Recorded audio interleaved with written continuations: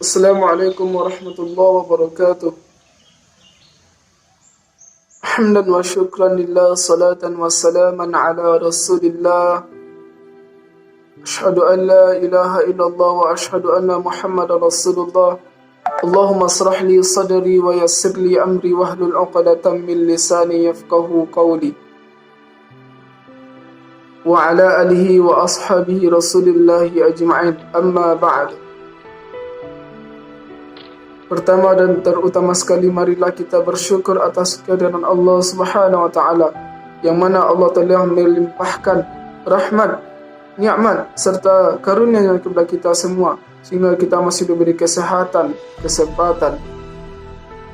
Salawat beserta salam marilah kita sampaikan buat Nabi besar kita, yakninya Nabi besar Muhammad sallallahu alaihi wasallam, dengan mengucapkan Allahumma salli ala Muhammad wa ala ali Muhammad. Baiklah, untuk tidak memperpanjang kata-kata mukaddimah, saya Muhammad Rikas dengan NIM 2030301023. Baiklah, pada kesempatan kali ini saya akan menyelesaikan tugas akhir mata kuliah ilmu kalam, yang mana tugas akhir ini ibu dosen menyuruh kita memilih mana aliran kalam yang mau kita jelaskan. Nah, sekarang saya akan menjelaskan tentang aliran Mu'tazilah. Aliran Mu'tazilah berasal secara harfiah berasal dari kata i'tazala, yang artinya yang berarti berpisah atau memisahkan diri, dan juga bisa berarti menjauh atau menjauhkan diri. Secara teknis, istilah Mu'tazilah dapat merujuk pada dua golongan. Golongan pertama selanjutnya disebut dengan golongan Mu'tazilah 1, dan golongan yang kedua disebut dengan golongan Mu'tazilah 2. Golongan Mu'tazilah yang pertama ini muncul sebagai respon politik murni. Golongan ini tumbuh sebagai kaum netral politik, khususnya dalam sikap yang lunak dalam menengahi pertentangan antara Ali bin Abi Thalib dan lawan-lawannya, terutama Muawiyah bin Abi Sufyan, Aisyah, dan Zubair, Abdullah bin Zubair. Golongan yang netral politik masa inilah yang sesungguhnya disebut dengan kaum Mu'tazilah, karena mereka menjauhkan diri dari pertikaian masalah khilafah. Kelompok yang menjauhkan diri ini bersifat politik tanpa stigma teologis seperti yang ada pada kaum Mu'tazilah yang tumbuh kemudian hari. Selanjutnya,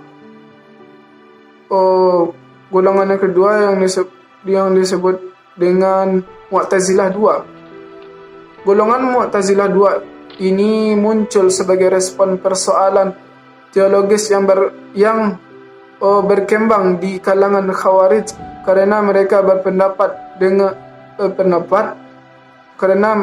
berbeda pendapat dengan golongan Khawarij dan Murji'ah tentang pemberian status kafir kepada orang yang berbuat dosa besar. Tentang orang yang berbuat dosa besar, Mu'tazilah 2 inilah yang akan dikaji dalam pembahasan saya pada kali ini, yang mana sejarah timbulnya memiliki banyak versi. Versi pertama yaitu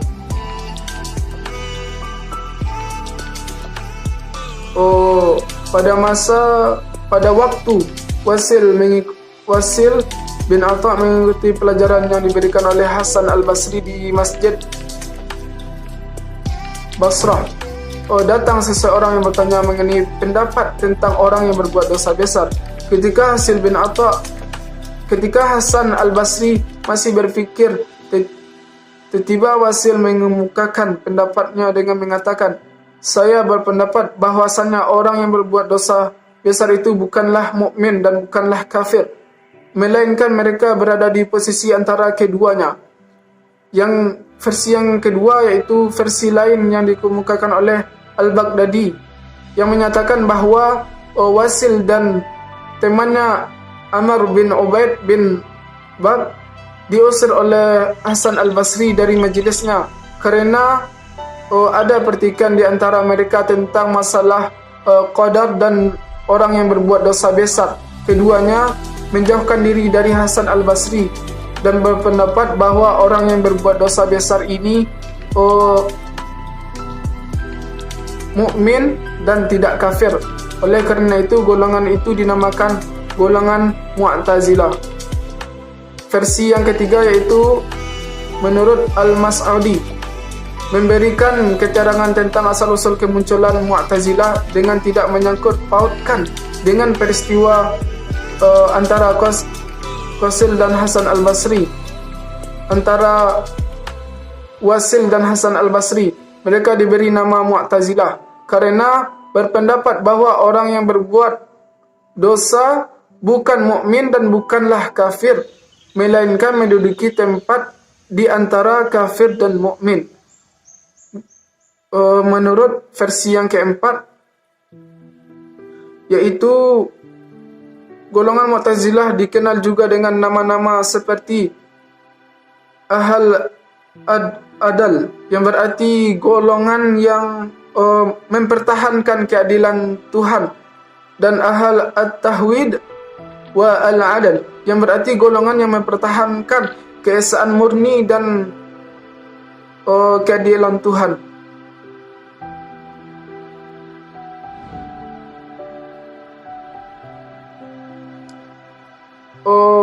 Baiklah, selanjutnya yaitu 5 ajaran dasar teologi aliran Mu'tazilah. Yang pertama, At-Tauhid. At-Tauhid atau pengesaan Tuhan merupakan prinsip utama dan intisari dari ajaran Mu'tazilah ini. Sebenarnya setiap mazhab dalam Islam memegang doktrin ini. Akan tetapi bagi Mu'tazilah, Tauhid memiliki arti yang spesifik. Tuhan harus disucikan dari segala yang dapat mengurangi arti kemahaesaannya. Tuhan adalah satu-satunya esa yang unik dan tidak satu pun yang menyamainya. Oleh kerana itu, dialah yang qadim atau artinya terdahulu. Apabila ada yang qadam lebih dari satu, telah terjadi ta'addud yang disebut dengan ta'addud al-qudama atau berbilang zat yang tidak berpermulaan.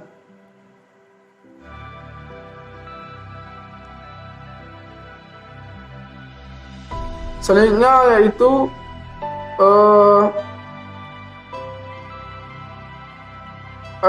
doktrin dari ajaran Mu'tazilah ini yaitu Al-Adal. Ajaran dasar Mu'tazilah yang kedua ini Al-Adal yang berarti Tuhan itu Maha Adil.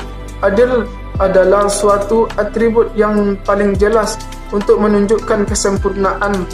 Kerana Tuhan Maha Sempurna, sudah pasti Dia itu adil. Ajaran ini bertujuan ingin menempatkan Tuhan itu benar-benar adil menurut sudut pandang manusia. Hal itu dikarenakan alam semesta diciptakan untuk kepentingan manusia. Tuhan dipandang adil apabila bertindak hanya yang baik atau as-sahalah, dan terbaik atau al-aslah, dan bukan yang tidak baik. Begitu pula Tuhan itu adil apabila tidak melanggar janjinya. Dengan demikian Tuhan terikat dengan janjinya.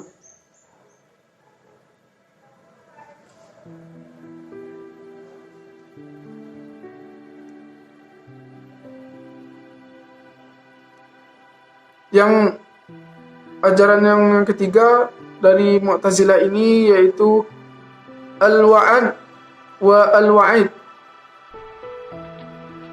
ajaran yang ketiga ini sangat erat hubungannya dengan ajaran kedua di atas.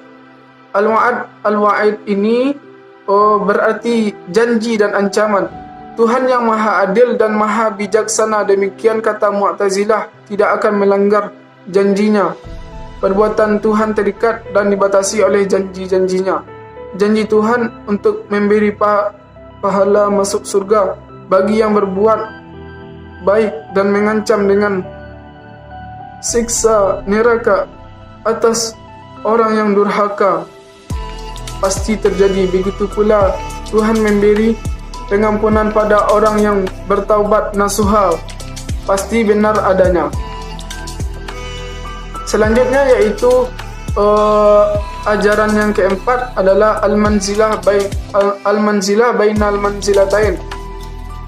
Inilah ajaran yang mula-mula menyebabkan lahirnya mazhab Mu'tazilah. Ajaran ini terkenal dengan status orang beriman atau mukmin yang melakukan dosa besar. Seperti tercatat dalam sejarah, Khawarij menganggap orang tersebut sebagai kafir, bahkan musyrik. Menurut Murji'ah orang itu tetap mukmin dan diserahkan kepada Tuhan. Mungkin dosa tersebut diampuni oleh Tuhan.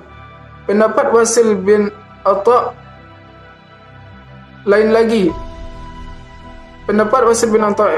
Ini lain lagi. Orang tersebut berada di antara dua posisi. Karena ajaran inilah Wasil bin Atha dan Amr bin Ubaid harus memisahkan diri dari majelis Hasan al-Basri. Berawal dari ajaran itulah dia membangun mazhabnya. Yang kelima, doktrin dari teologi Mu'tazilah yaitu Amr bil ma'ruf wa an-nahyan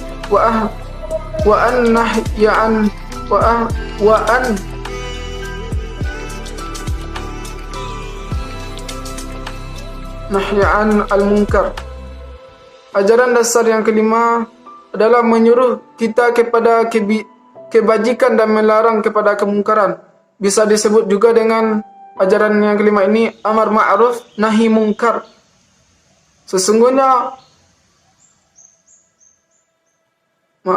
ajaran ini menekankan keberpihakan pada kebenaran dan kebaikan. Ini merupakan konsekuensi logis dari keimanan seseorang. Pengakuan keimanan harus dibuktikan dengan perbuatan yang baik. Di antaranya dengan menyeru orang yang berbuat baik dan mencegahnya dari perbuatan yang buruk. Ada beberapa syarat yang harus dipenuhi oleh seorang mukmin dalam berma'ruf dan nahi mungkar.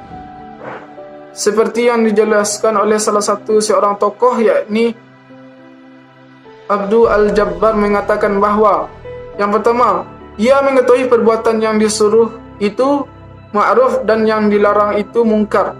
Yang kedua, ia mengetahui bahwa kemungkaran telah dilakukan seseorang. Yang ketiga yaitu ia mengetahui bahwa perbuatan amar ma'ruf nahi mungkar tidak akan membawa mudarat yang lebih besar. Yang ketiga, ia mengetahui atau paling tidak menduga bahwa tindakannya tidak akan membahayakan diri dan hartanya. Baiklah, mungkin hanya itu yang dapat saya jelaskan pada kesempatan kali ini. Kurang terlebihnya saya mohon ampun kepada Allah Subhanahu wa taala.